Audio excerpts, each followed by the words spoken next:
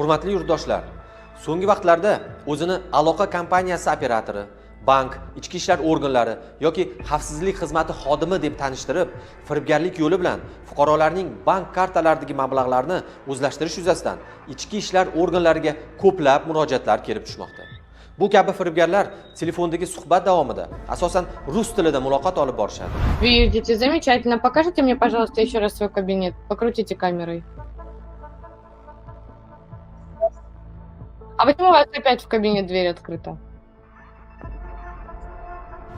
Я вас Меня слушаю. зовут Узана Аскаровна. Я старший лейтенант милиции по Мирабадскому району ГУВД вас беспокоит. Да. В отдел милиции поступило вчера заявление, подделка документов указана. Вас беспокоит начальник Мирабадского органа внутренних дел. А вы подскажете, по какой причине вы не дали отказ от сотрудничества со следствием? Не, подождите. Речь идет Да. о том, что аферисты сейчас используют ваши документы в мошеннических целях. Yanada ishonch qozonish uchun soxta hujjat tayyorlab, messenjerlar orqali sizga yuborishadi.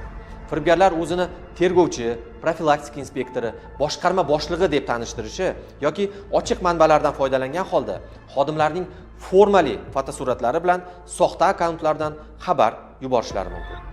Esingizda bo'lsin, telefoningizga kelib tushgan turli APK virusli ilovalarni, hatto eng yaqin tanishingizdan kelgan bo'lsa ham aslo ochmang.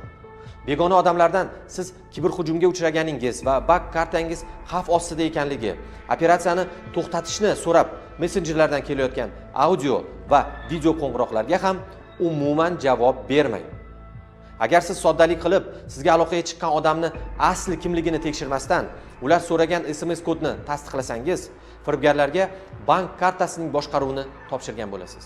Oqibatda esa nomingizga onlayn kredit olish yoki qisqa muddatlarda kartangizdagi pullarni o'g'irlanishiga sharoit yaratib berasiz.